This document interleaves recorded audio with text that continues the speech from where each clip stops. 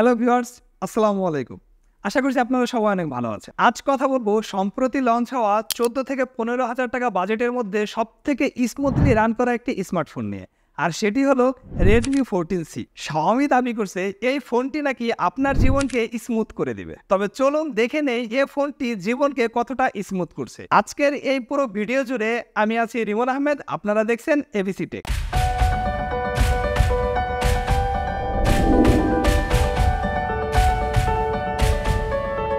বেশ বড়সড় বক্স শেপের ফোনটি দেখতে কিন্তু ভালোই লাগছে, তবে অনেকের আবার এর ক্যামেরা মডিউলটা পছন্দ হবে না, কারণ এটা অনেক বড়। ফোনটির ফ্রন্ট সাইডে গ্লাস ব্যবহার করা হয়েছে এবং এর বডি ফ্রেম এবং রেয়ার প্যানেলটা প্লাস্টিক দিয়ে বিল্ড করা। এই ফোনটির ওয়েট রাখা হয়েছে 211 গ্রাম। আর এই ফোনের ওয়েট ডিস্ট্রিবিউটটা আমার কাছে পার্সোনালি পছন্দ হয়নি, কারণ এর ক্যামেরা সাইডটা একটু বেশি ওয়েট ক্যারি করে, যার কারণে এক হাতে ফোনটি ইউজ করা একটু প্রবলেম হচ্ছিল। ফোনটির পোর্টস এন্ড বাটনের কথা যদি বলি, এর রাইট সাইডে রয়েছে ভলিউম রেকর্ড এবং পাওয়ার বাটন। এর পাওয়ার বাটনটা একই সাথে ফিঙ্গারপ্রিন্ট স্ক্যানার হিসেবে কাজ করবে। ফিঙ্গারপ্রিন্ট স্ক্যানারটা একটু অ্যানিমেশন ডিলে করে, তবে অ্যাকুরেসি ছিল ঠিকঠাক। নিচের দিকে রয়েছে single speaker grill, type C charging port এবং প্রাইমারি মাইক্রোফোন।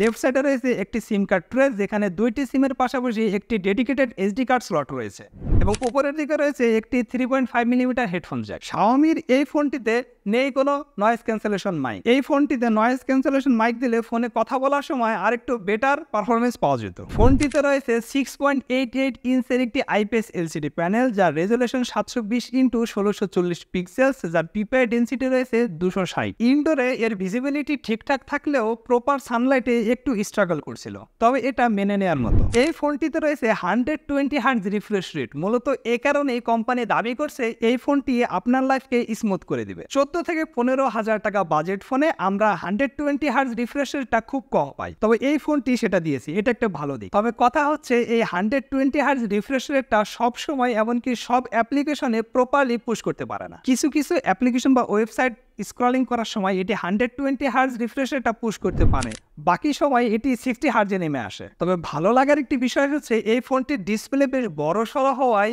মিডিয়া কনজিউম করে একটি বাড়তি সুবিধা পাওয়া যাবে। ডিসপ্লের কালার অ্যাকুরেসিটাও ছিল যথেষ্ট ভালো। অপারেটিং সিস্টেম হিসেবে ফোনটিতে ব্যবহার করা হয়েছে অ্যান্ড্রয়েড ভার্সন 14 এবং হাইপার ওএস। প্রসেসর হিসেবে ফোনটিতে রয়েছে মিডিয়াটেক হেলিও G81 আলট্রা। এই প্রসেসরটি অক্টাকোর প্রসেসর। জিপিইউ হিসেবে ব্যবহৃত হয়েছে Mali G52 MC2। এই প্রসেসরটি নতুন একটি প্রসেসর, তবে এটিকে one kind of Helio G85 বলা চলে। এই প্রসেসর দিয়ে আপনি ভারী কোনো অ্যাপ্লিকেশন প্রপারলি ইউজ করতে পারবেন না, তবে নর্মাল যে অ্যাপ্লিকেশনগুলো আছে এগুলো খুব ভালোভাবে রান করতে পারছিল। এই ফোনটি দিয়ে আমরা পাবজি গেমসটি প্লে করেছি, তবে পাবজি গেমসটি এইচডি হাই ফ্রেম রেটে খেলার সময় ফ্রেম ড্রপ এবং ল্যাকের দেখা পেয়েছি, তবে একেবারে ফ্রিজ হয়ে যাওয়া বা আটকে যাওয়া এমন অবস্থা দেখিনি।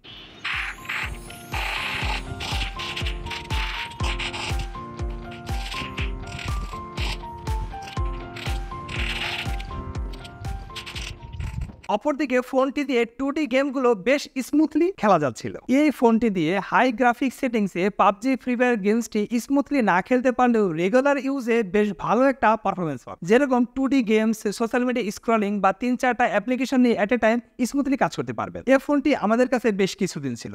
ফোনটি আমরা রেগুলার ইউজ করেছি, যার পারফরমেন্স ছিল সন্তোষজনক। এবার কথা বলা যাক ফোনটির আরেকটি গুরুত্বপূর্ণ সাইড, সেটা হলো ক্যামেরা নিয়ে। ফোনটির রেয়ারে রয়েছে ডুয়েল ক্যামেরা সেটআপ, যার মেইন ক্যামেরা 50 মেগাপিক্সেল এবং অন্যটি 2 মেগাপিক্সেলের ডেপথ সেন্স। এর মেইন ক্যামেরার পারফরমেন্সের কথা যদি বলি, প্রপার লাইটে বেশ ভালো রকমের ছবি দিচ্ছিল। ছবিতে শার্পনেস, ডিটেলস, কালার অ্যাকুরেসি সবকিছু ঠিকঠাক ছিল। মেইন ক্যামেরা দিয়ে তোলা ছবির কালার অ্যাকুরেসি ছিল ন্যাচারাল, খুব বেশি কালার বুস্ট করে না, ন্যাচারাল লুক দেয়, যা দেখতে বেশ ভালো লাগছিল। অনেকের আবার কালার বুস্টের ছবি পছন্দ, সেক্ষেত্রে আপনি চাইলে এখানে থাকা ফিল্টার অপশন ইউজ করে কালার বুস্ট করে নিতে পারবেন। রিয়ার ক্যামেরার পোর্ট্রেট মোডের ছবির পারফরমেন্স ছিল অসাধারণ। ছবির ব্যাকগ্রাউন্ডটা বেশ ভালোভাবে ব্লার করতে পারছিল এবং সাবজেক্ট ফোকাসিং ছিল খুবই ভালো এবং মিসম্যাচ জনিত কোনো প্রবলেম লক্ষ্য করিনি। তবে রিয়ার ক্যামেরা দিয়ে লো লাইটে তোলা ছবিতে ডিটেলসের একটু ঘাটতি ছিল।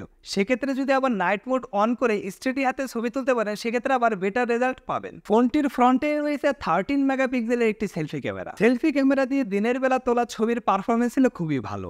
শার্পনেস, ডিটেলস সবকিছুই ঠিকঠাক ছিল। তবে এক্ষেত্রে আবার সেলফি ক্যামেরার ছবিতে কালারটা একটু অটোমেটিক বুস্ট করে, ছবিগুলো দেখতে বেশ ভালোই লাগছিল। সেলফি ক্যামেরার পোর্ট্রেট মোডের পারফরমেন্স ছিল বেশ ভালো, ব্লারনেসটা ছিল অ্যাকুরেট। ফোনটির রিয়ার এবং ফ্রন্ট উভয় ক্যামেরা দিয়ে সর্বোচ্চ 1080p 30 fps ভিডিও শুট করা যাবে।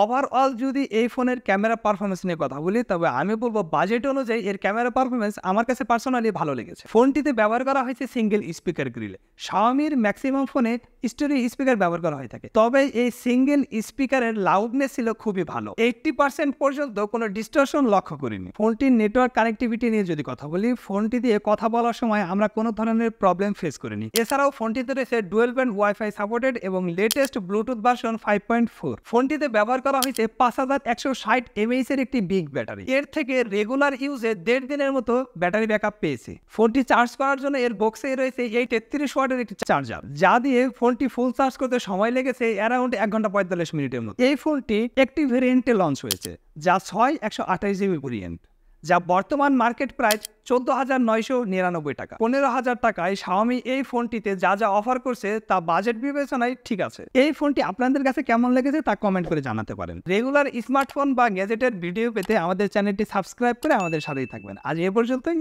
দেখা হবে পরবর্তীতে অন্য কোনো ভিডিওতে। সেই পর্যন্ত সবাই ভালো থাকবেন। আল্লাহ হাফেজ।